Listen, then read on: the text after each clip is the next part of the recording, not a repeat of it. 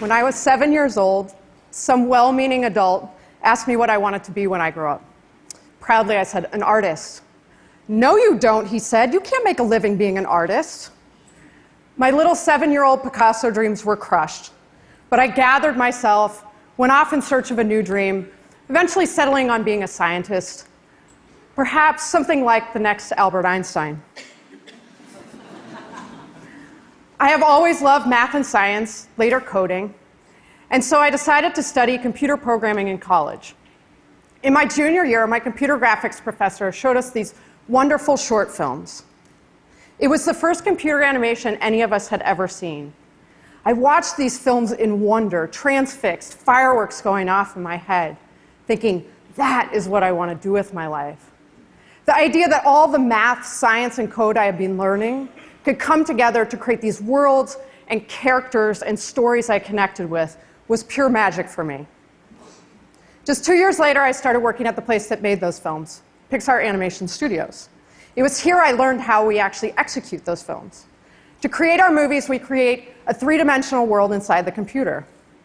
We start with a point that makes a line that makes a face, that creates characters or trees and rocks that eventually become a forest. And because it's a three-dimensional world, we can move a camera around inside that world. I was fascinated by all of it.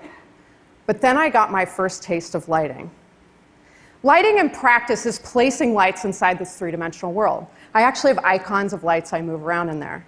Here you can see I've added a light. I'm turning on the rough version of lighting in our software, turn on shadows, I'm placing light.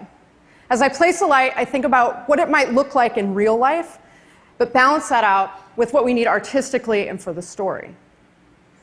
So it might look like this at first, but as we adjust this and move that in weeks of work, in rough form it might look like this, and in final form like this.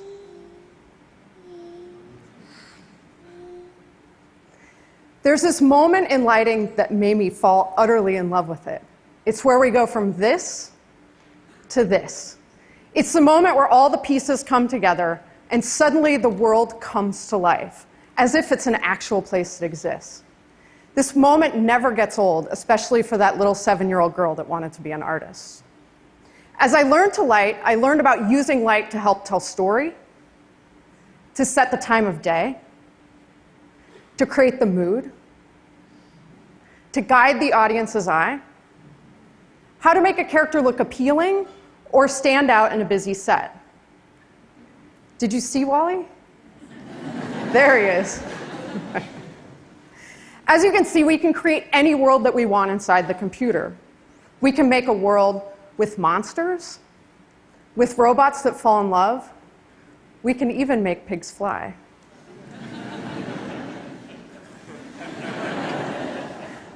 While this is an incredible thing, this untethered artistic freedom, it can create chaos.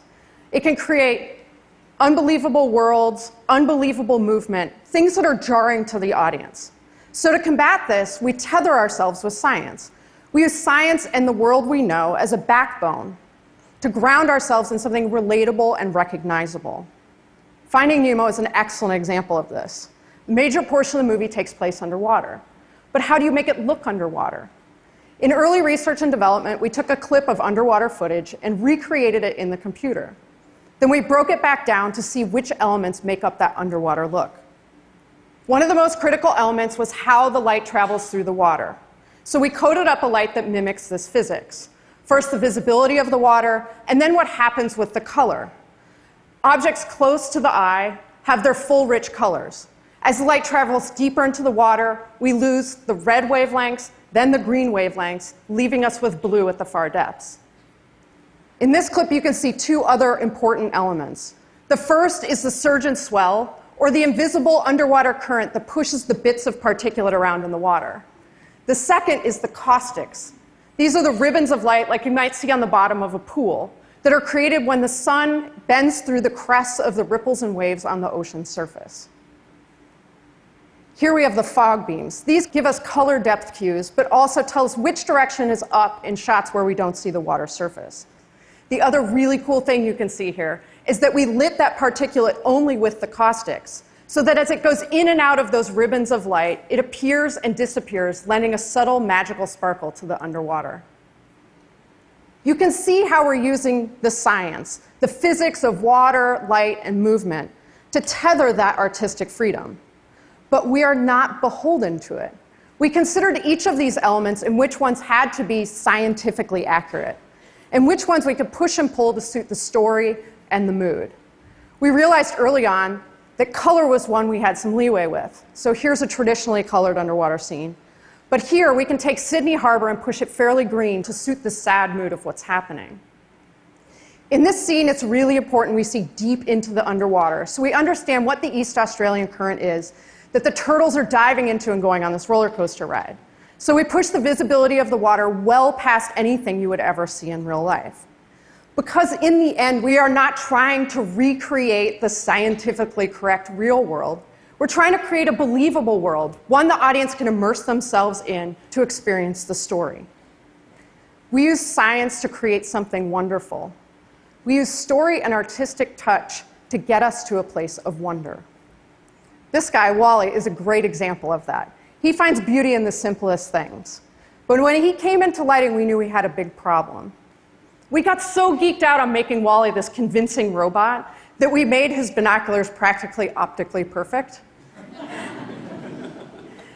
His binoculars are one of the most critical acting devices he has. He doesn't have a face or even traditional dialogue, for that matter. So the animators were heavily dependent on the binoculars to sell his acting and emotions. We started lighting and we realized the triple lenses inside his binoculars were a mess of reflections. He was starting to look glassy-eyed. Now, glassy-eyed is a fundamentally awful thing when you are trying to convince an audience that a robot has a personality and he's capable of falling in love. So we went to work on these optically perfect binoculars, trying to find a solution that would maintain his true robot materials but solve this reflection problem. So we started with the lenses. Here's the flat front lens, we have a concave lens, and a convex lens, and here you see all three together, showing us all these reflections. We tried turning them down, we tried blocking them, nothing was working. You can see here sometimes we needed something specific reflected in his eyes, usually Eve. So we couldn't just use some faked abstract image on lenses. So here we have Eve on the first lens, we put Eve on the second lens, it's not working. We turn it down, it's still not working. And then we have our eureka moment.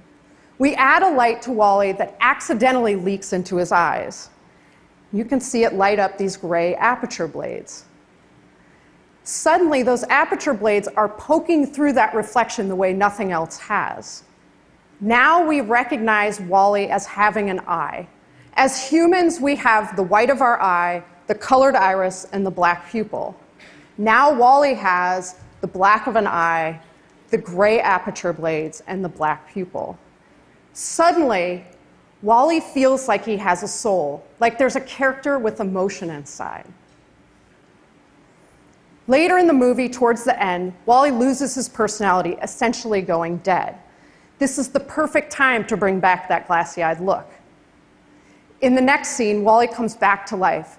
We bring that light back to bring the aperture blades back, and he returns to that sweet, soulful robot we've come to love.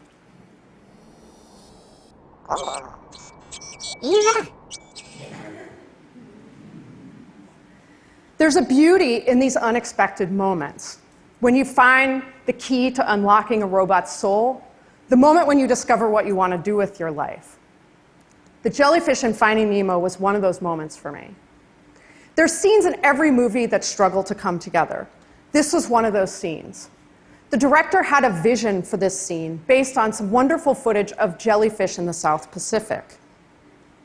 As we went along, we were floundering. The reviews with the director turned from the normal look and feel conversation into more and more questions about numbers and percentages. Maybe because, unlike normal, we were basing it on something in real life, or maybe just because we had lost our way. But it had become about using our brain without our eyes, the science without the art. That scientific tether was strangling the scene. But even through all the frustrations, I still believed it could be beautiful. So when it came into lighting, I dug in. As I worked to balance the blues and the pinks, the caustics dancing on the jellyfish bells, the undulating fog beams, something promising began to appear. I came in one morning and checked the previous night's work, and I got excited. And then I showed to the lighting director, and she got excited. Soon, I was showing to the director in a dark room full of 50 people. In director review, you hope you might get some nice words. Then you get some notes and fixes generally. And then, hopefully, you get a final signaling to move on to the next stage. I gave my intro, and I played the jellyfish scene. And the director was silent for an uncomfortably long amount of time. Just long enough for me to think, oh no, this is doomed. And then he started clapping. And then the production designer started clapping. And then the whole room was clapping.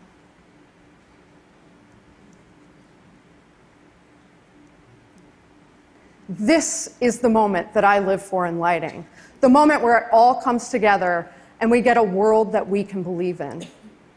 We use math, science, and code to create these amazing worlds. We use storytelling and art to bring them to life. It's this interweaving of art and science that elevates the world to a place of wonder, a place with soul, a place we can believe in, a place where the things you imagine can become real. In a world where a girl suddenly realizes not only is she a scientist, but also an artist. Thank you.